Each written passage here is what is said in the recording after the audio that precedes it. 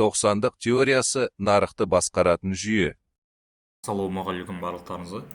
Бүгінгі видеода біз приват чатқа разбор жасайтын боламыз. Естеріңізде болса, мен бір ай бұрын приват чат ашқан болатын. Ол жерде білімде және нарыққа деген менің көзқарасым, яғни идеялар болатын. Сол чатқа осы бір айдағы результатты шығарайықшы, яғни қандай көзқарастарым қалай орындалды, яғни разбор жасайықшы мен айтқан идеяларға. Бүгін ровно августтың 1-і, яғни бір ай өтті.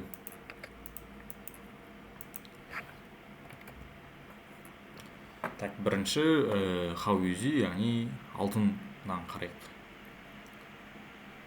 6 июль күні мен бірінші идеямды берген болатын бұл жерде. Шорт позициясын осы аймақтан күтем деген. Бұл 15 минут таймфрейм және 6 июльға барайық.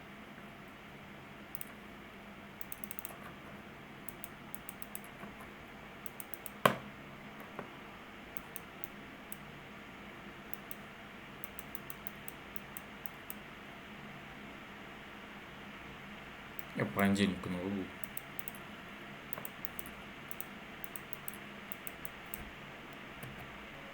Мен берген идея осылай. Бұл жерде яғни бізде ликвид бар.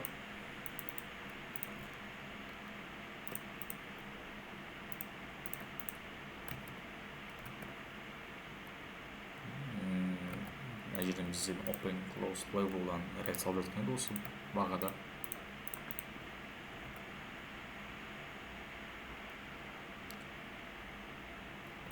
Және XAMD формациясы мен манипуляцияда мен осыны күткен болдым.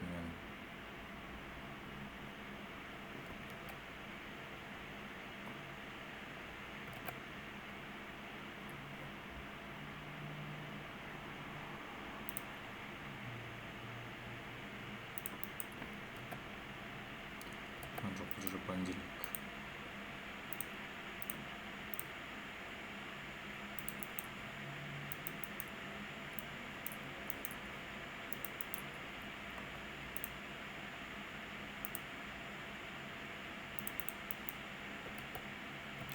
Осылай қараған жалпы. Және кәуеу бізде бұл жерде макеваны болды.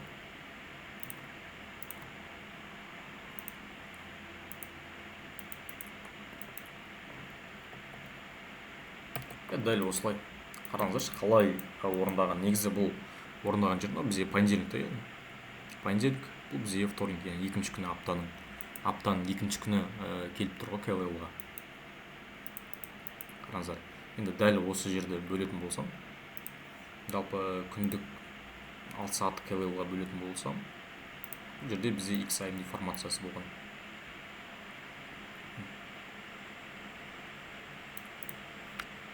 XAMD формациясы.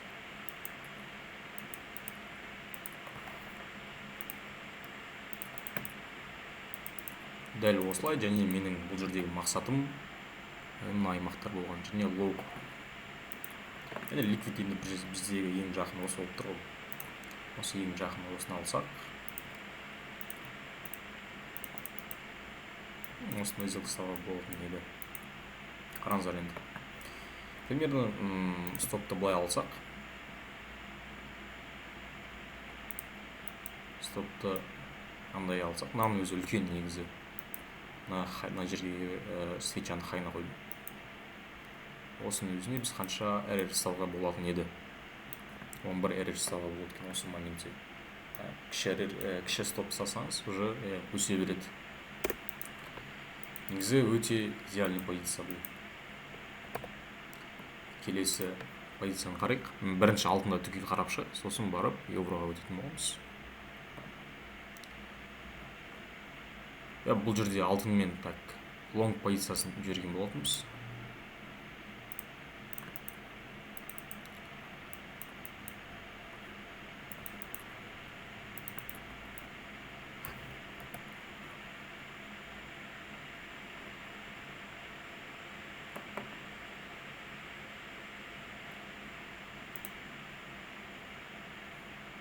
Мына жерде екен. Осыған дейінгі, то есть осы квл-ға дейінгі ликвидқа дейінгі лонг позициясы болған. бұл жерде мен анализ жібермедім, мен жай ғана позицияға кірдім. Ол кезде былай болдым. Жалпы алдыңғы күннің лоу тазарылды.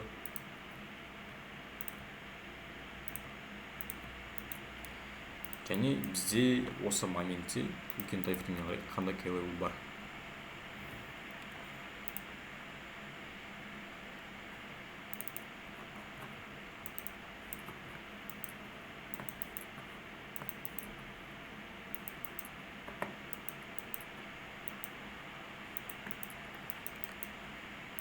Бізде классикалық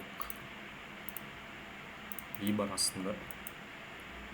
Оған дейінгі жер болып тұрған негізі. Ликвидқа дейінгі бағаның алған, яғни коррекция жасаған. Бұл коррекцияның жасаған мақсаты қандай болды? Мына ликвид болған. 4 сағатта қазір мен одан кейінгі ситуацияны айтып жатырмын. Енді оның ішіндегі ситуацияға қарайтын болсақ, кішіге кірелік. Үлкен сағатта көрінбейді екен ішіне. Оған дейінгі жер. Қараңыздар. Күндік бірінші. Мен бір мен екінші кварталдағы 12 сағаттық кварталда алдым. Бұл бірінші 12 сағаттық квартал. Бұл жайлы негізі информация жоқ. Бұл өзім ойлап тапқан квартал, яғни ICT Enigma деген жұмбағын шешу арқылы осындай квартал маған ойға келді. Бұны мен 2 жылдық тесттен өткіздім, өте үлкен нәтиже көрсетті. Сондықтан бұл өте жұмыс жасайтын кварталдар, 12 сағаттық кварталдар. Бұл жерде X айында формация орындалған, X аккумуляция, манипуляция, и осы жерден бастап бізде позиция ашылды менде. Мендегі позиция, қателеспесем, осы жердегі классикалық видеолардан болған. Бұл жердегі мақсат, негізі мақсат мынау, яғни хай, немесе мына ликвид болады.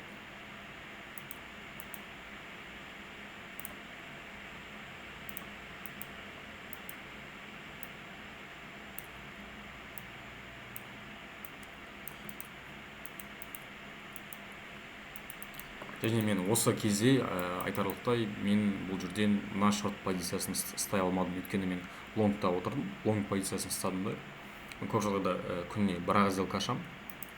Сол себептен мен жадыныш істетпей, сол күнді тек қана сол сделкамен, трейдпен жаба салдым. И мынадан қателеспесем кірмедім. Өйткені мен проппен жұмыс жасадым, ол күні вот проппен жасағам. 4127-ден кіргем. Жоқ, даже кішкене мына жақтан кіріп. Мен осылай кіргем. Және бұдан бағанағы позиция. Бұл жердегі енді шорт аймақтан күтем деп айттым ғой мен. Мына жердегі бірінші. Одан кейінгі мен тағы жақынырақ KLL алдым осы моментте. Осы моменттегі KLL мен жақын қай жер болған, сонда 1 сағаттағы QMM болған екен.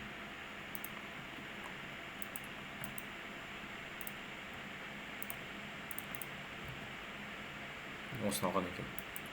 Енді жақынырақ KLL-дан қарастырам деп. Бұл жерде мен уже реал счетпен кірген болатын. Ол бағана бай позиция 22-ден ұстаған екен бұл жерде. Реальный счетта уже мен бағанағы позицияны мен 4122-ден ұстаған екен. Сол KLL ол. Осы классикалық B. Және мынау үшінші позиция sell минус болған. Бұл мына жерден кірген болған. Бағанағы үлкен үстіндегі KLL-ді жібермей, мен осыдан кіріп кеттім. Бұл жердегі қателік қандай болды? Мен жай ғана мына ликвид қана назар аудардым да, яғни жоғарыдағы ликвидқа назар аудармадым мен. Сол себептен астындағы KLL-ға алып қалдым. Айтайын сіздерге тағы бір құпияны, KLL-ды ликвидтен кейін қойыңыздар. Всегда ликвидтен кейін орындалады. Бұлай ғой, бағаны әлсіретеді ликвидность, яғни белгілі бір точка А-дан точка Б-ға дейін, яғни баға барады ғой мақсатына, точка Б-ға. Вот сол жерден уже ары қарай точка Б-ға барған кезде, точка Б мысалы мына ликвид болатын болса, ары қарай бағаға баратын мақсат жоқ уже. Абдырап қалды баға. И осы жерден KLL как балға сияқты үстінен ұрады. Солай түсінсеңіздер оңайырақ яғни. Получается, бізде ликвидностьтен кейін болу керек КВУ. Осы ситуацияда солай болған, бірақ мен мына жерде мына ликвидті алып, мынаны ескермей қалдырып кеттім. Сол кезде бізде таза манипуляцияда 90 минуттық манипуляцияны алатын болсақ та осы моментте. Қараңыздар, XAMD формациясы онда X, аккумуляция, манипуляция и кетті бізде.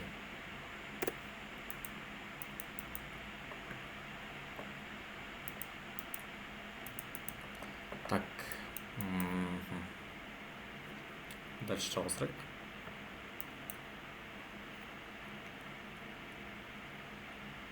Мынау осы аймақтан күткен шорт позиция дегенім осылай орындап берді бізде.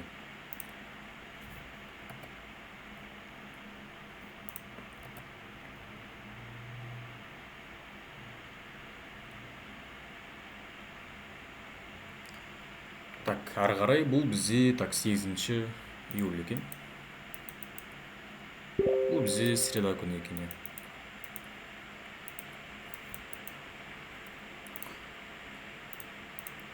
Мына жерден де қыдырып кетейік.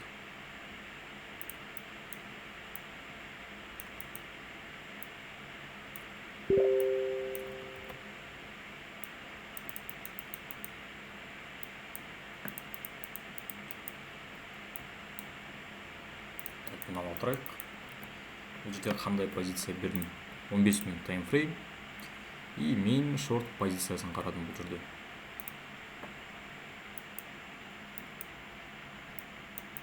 Мына жер екен. Бізде бірінші кішігірім ликвидтік мақсатты алғаннан кейінгі тағы да шорт позициясын қарағанбыз. Бұл жерде AMD X формациясы 6 сағаттық.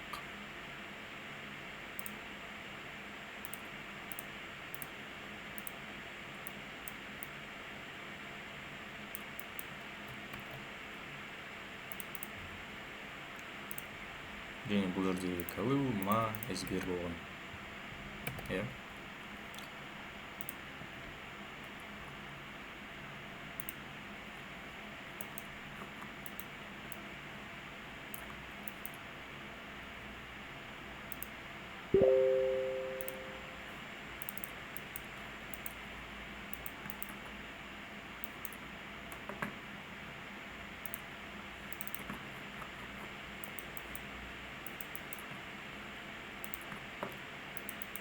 Жалпы бұл жерде КВУ, осы SBR болды.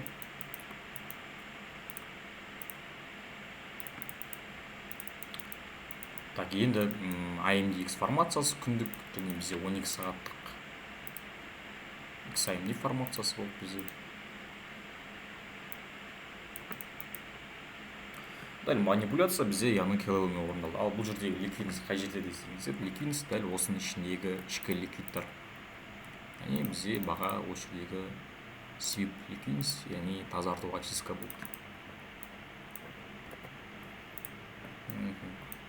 Так, бізде 15 минут таймфрейм бар. 15 минут таймфрейм. Осылай мен шорт позициясын қарадым енді. Бұл жерде мен рыночный кіріп кеттім уже. Лимитка емес, рыночный кіріп кеттім. Тек бізде 4087-де болған бар. Примерно осылай болды ау. Осылай болса. Стол осылай болса.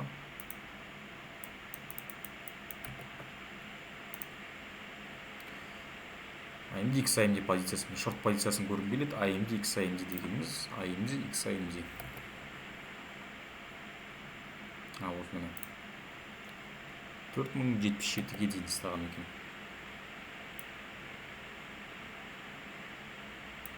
Примерно осындай позиция болып бірге 8 ревелдей. Мүмкін стопым жоқ. Стопым негізі өте кішкентай болып бұл кезде. Рыночный кірдім, хайда болмаған мен есімде. Мен бұл жерде үлкен позиция ұстадым мен. Осындай позиция болды. Мен рыночный кіріп кеттім, хайға қойған болдым осы кезде. 1 минуттықта екен осылай көрініп тұр. 1 минутта получается мен 4127-де кірсем, 4128-де хайында болған екен. Стоп. 5 минутқа қойық.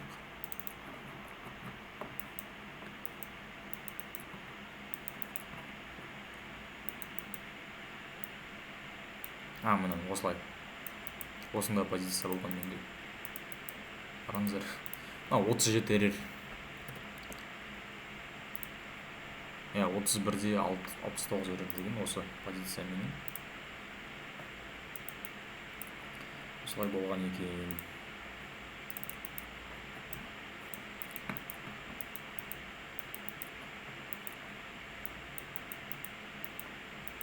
Так, ары қарай келесі бізде 9 июль күні берілген екен. Бұл бізде жұма күні 8 күні меніңше скип жасадық.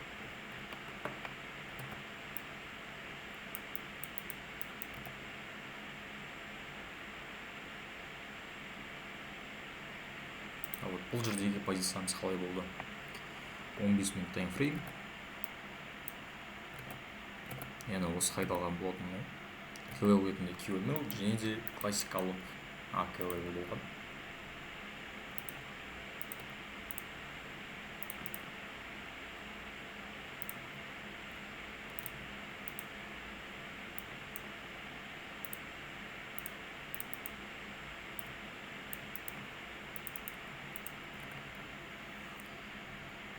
XAMD формация және де AMDX формациясын қараған екен.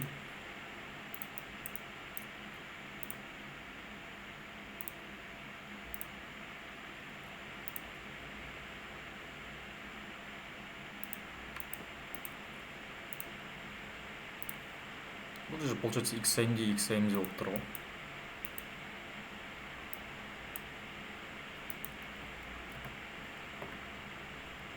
Мені осы аймақтан шорт позициясы күткен. Баға енді, мына жерден бірінші қараңыздар, реакция алған кезі. Енді лимиткам осы жерде ашылған негізінен. Лимиткам осы бағытта ашылды. Баға жақсы реакция алды, қайттан дәл сол жерге келді. Бірақ кетіп қалған жоқ, дәл орындалды бұл жерде. Бірақ бізде мына ликвид тазартып сосын барып құлап тұр баға. Ары қарай менің целім лоу болды.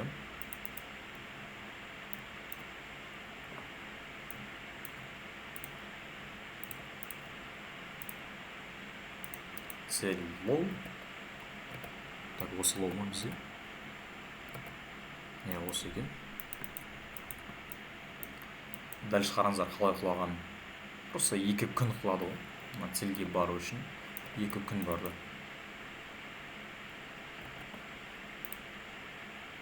4130-4132 аймақтан шорт позициясын күтемін деп салған.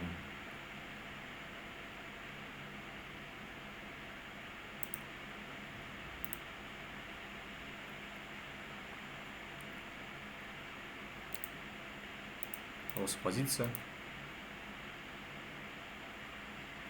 Қараңыздар, бұл жерде ең қызығы, мен безу бітікпен шығып кеткен болатын. Осы жерде кірсем, мен стоптарым где-то осы жерлерде болды. Стоптан шықпадым яғни. И баға осы жерлерге түскен кезде мен уже бұл позициясын қойғанмын. Баға сонда осы жерден келіп, безу бітікпен алып кеткен ғой. Немесе мынадан. Жалпы безу бітік позициясын алып кетті. И дальше қалай құлағанын орындап берген қараңыздар. Осындай ситуациялар болады негізі өте көп.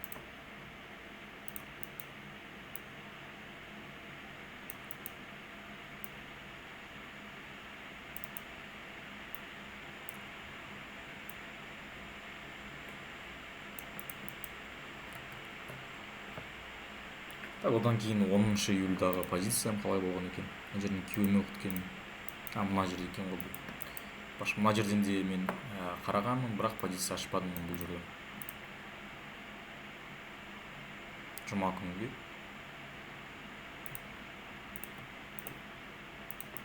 Жұма күні бұл. Осы позициясын қарадым, бірақ сделкаға кірмедім бұл жерде.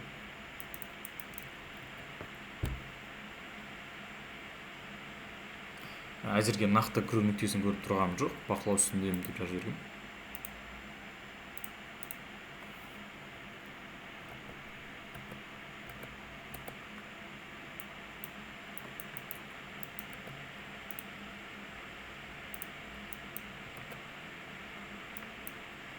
Мына жерде мен былай белгіледім осы моментте.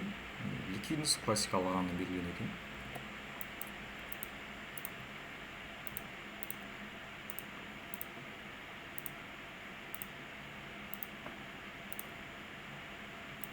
мынаған қарасаңыздаршы. Мынаған мен мүлдем мән бермейтін, қазір байқап тұрмын мен мына жағдайда. Осы кезде яғни жібергенмін, яғни қатты ештеңе көріп тұрған жоқпын, бірақ сыз қойғанда мен осы моментте Liquidens классикалға қараңыз қалай орындап берген. Шынан ғой прям. Бұл жерде мен шынын айтайын, енді байқап тұрмын мен. Осы жер ғой, дұрыс па? Осы жер, осы жер. Қараңыз қалай ұшынан жасап берген.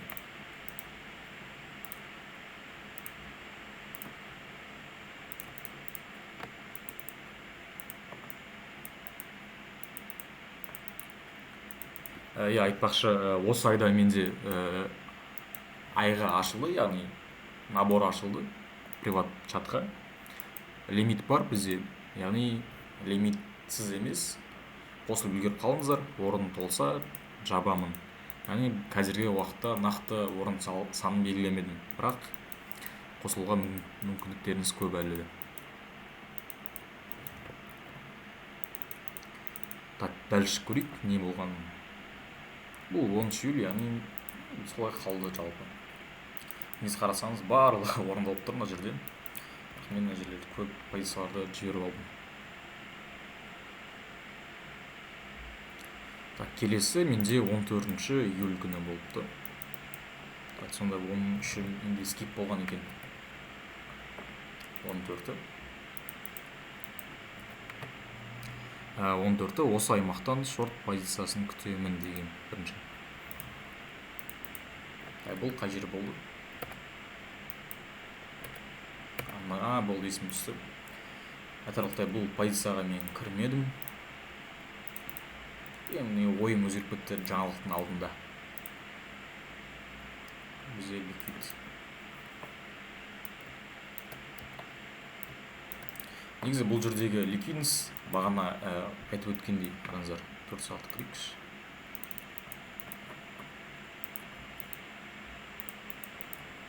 Сағатта ясно болып тұр, дәл осы жер. Қараңыздар. Ликвид негізі мына жерде болып тұр. Мен осыған мән бермедім. Сол моментте жаңалық и жоғарыға берді сол моментте. Жерде бізде SBR KLU бар.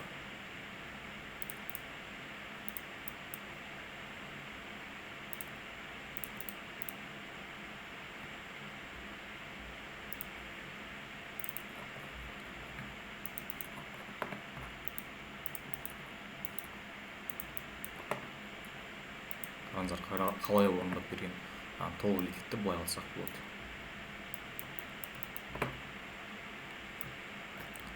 Нақтыласақ, 15 минутта осы жер. Жаңалықтың тоқтаған жер. Мен осы жерден қарадым мен. Яғни QML дедім, ликвидте. Бірақ менің ойым қашан өзгерді осы моментте. Мен яғни осы жердің лонг позициясын қарадым айтпақшы. Міне. Лонг позициясына қараған. Бұл қалай болды? Қателеспесем, мен ортаңғы 12 сағаттық.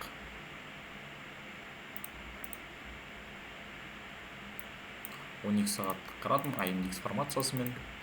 Осы моментте бізде корреляция күміспен болды.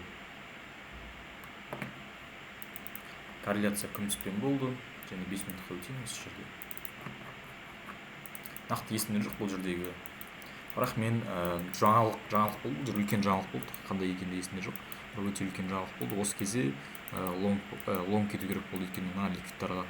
Ескермеген ликвидтар болды осы жердегі.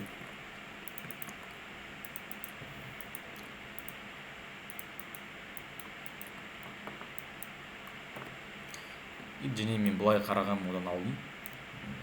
Уақытқа салмасақ, мынаны классикалық вей, және де мынаны ликвид деп ішкі ликвидес.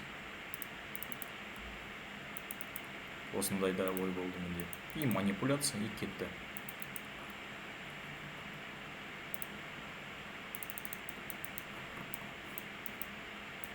Так, сосын не болды бізде? Жаңалық лонгқа берді. Назар осында позициясадым. Осы жерде лонгқа и және мына жерін жабылды. И бұл жерде жаңалық болған соң шорттағы аймаққа кірмедім дедім. бір жағынан жаңалықтағы лонгты былай үлкен болады деп күтпедім. Егер менің шорт аймағыма дейін жаңалық лонг болып бұзып алғанда актуально болатын еді. Яғни уже түсіндіңіздер ғой, менің KLL не актуально болды, өйткені жаңалықтан кейін жаңалық кезінде жетті да бұл KLL-ға. Жаңалық кезінде енді бұл жерде бұзып кетті. А егер жаңалыққа дейін KLL осы жерлерге дейін барып қалған кезде, енді бұзып кетпеген кезде KLL ол кезде актуально болатын еді. Мен ескермеген, және мына ликвид болды. И дальше біздегі келесі позиция 15 июль күні болыпты. 15-і ол келесі күні, среда екен.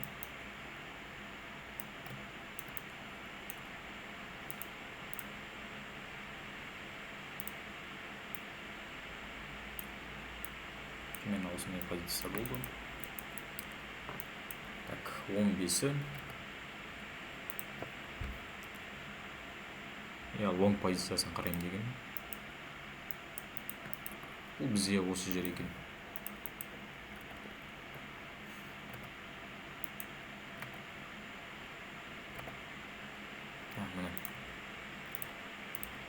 Мынаны ликвид ретінде алғам, және мынаны KLL ретінде алған екен. Бұл бізде RBS. Дұрыс па?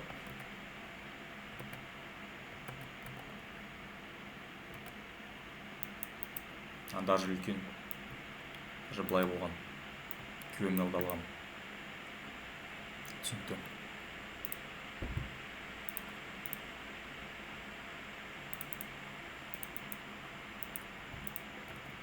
Осылай айттым, манипуляция кезі как раз XAMD, AMDX формациясы, XAMD 6 сағаттық, AMDX 12 сағаттығын қараған. Тағы айтатын нәрсе, алтында біз сағат 6 PM-нен 7 PM-ден тартамыз. Яғни 18:00-ден 17:00-ге дейін. Көбісі білмейді осыны әлі. Бірақ неше рет айттым мен сіздерге. Алтын бізде 23-те 5 сағат жүреді. Яғни 5 күнде 23 сағат. Яғни 1 сағат күнде демалады. Түнде. Сол себепті 23 сағат жүргендіктен біздің кварталдарымыз 4-ке бөлінеді. 6 сағаттан тұрады әр фаза. Яғни біз 1 сағат тағы қосып тартамыз 7-ге дейін келесі күні. Сол кезде бізде әр квартал дұрыс уақытқа келеді. XAMD және екінші 12 сағаттық квартал. Ататансыз жоқ. Бұлай бұқты бізде. Сосын мен 12 сағаттық бірінші квартал алған екен. Бізде манипуляция осы кезде болған. Және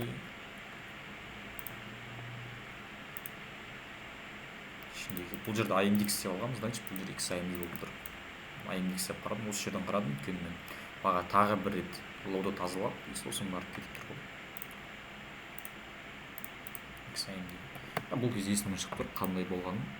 Менде, вот осылай кірдім мен. Қараңыздар, ең қызық нәрсе болғанын. Осы жерден кірдім, яғни стоппен шыққан екен бұл жерден. Стоп, 44 мың теңгемен шыққан екен. Бірақ орындалып тұр ғой. Яғни баға мына жаққа дейін барып берді, ликвидқа дейін. Бұл жерде бірақ мен целім мына жақ болған екен. Хай. Бірақ қараңыздар, ары қарай не болды? Баға өзгеріп кетті уже. Өзгеріп кетті. Яғни бұл жердегі жалпы шорт болып тұр ғой бізде. Мен бағаның тағы да, бірақ мен күткенмін ол кездегі, былай күткенмін. Баға егер тағы ПТХ-ны тазалайтын болса, осылай.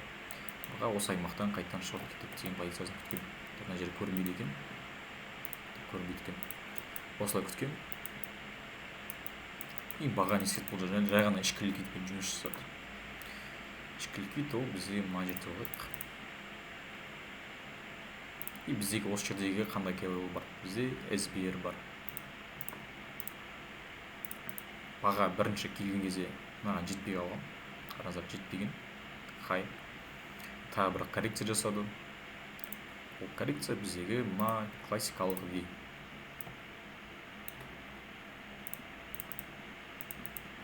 Классикалық V и SBR. и дальше кетті бізде баға.